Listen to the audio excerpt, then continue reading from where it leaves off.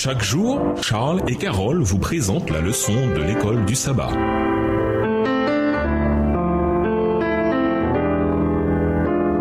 Bienvenue à notre émission. Dieu nous parle. Nous voilà à la leçon de mardi, la construction du tabernacle. Parcourez rapidement Exode 36, verset 8 à Exode 39, verset 31. D'après vous, pourquoi Dieu donna-t-il des consignes aussi précises? Qu'est-ce que cela nous apprend sur son souci du détail? Moïse fit construire minutieusement le tabernacle et les instructions qu'il avait reçues sur le mont Sinaï furent consciencieusement suivies. Le texte biblique en dresse la liste. Premièrement, le tabernacle avec ses différentes étoffes, rideaux et parties. Exode 36, les versets 8 à 38. Deuxièmement, l'arche, Exode 37, les versets 1 à 9. Troisièmement, la table pour les pains de proposition, Exode 37, les versets 10 à 16. Quatrièmement, le porte-lampe, Exode 37, les versets 17 à 24. Cinquièmement, l'autel des parfums, Exode 37, les versets 25 à 29. Sixièmement, l'autel des holocaustes, Exode 38, les versets 1 à 7. Septièmement, la cuve, Exode 38, les versets 8. Huitièmement, le parvis, Exode 38, les versets 9 à 20. Et neuvièmement, les matériaux utilisés pour le tabernacle, Exode 38, les versets 21 à 31. Exode 39 continue avec les prescriptions de l'éphod,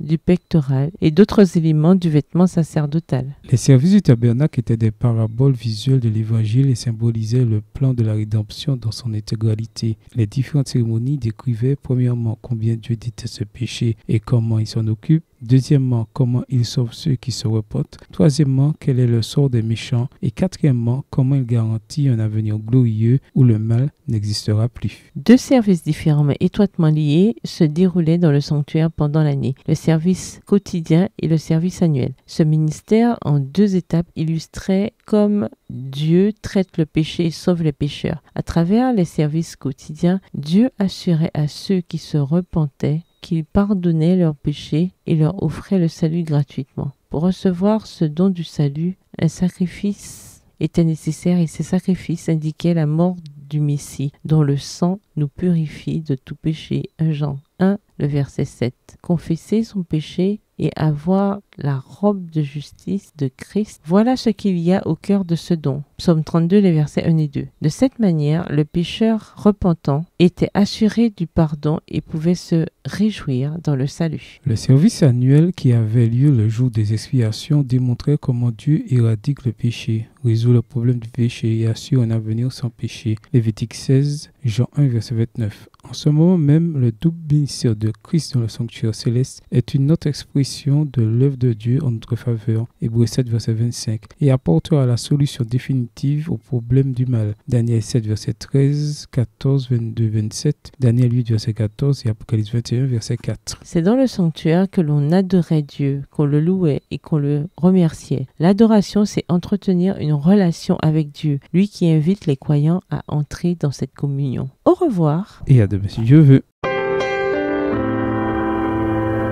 Dieu nous parle. Chaque jour, Charles et Carole vous présentent la leçon de l'école du sabbat.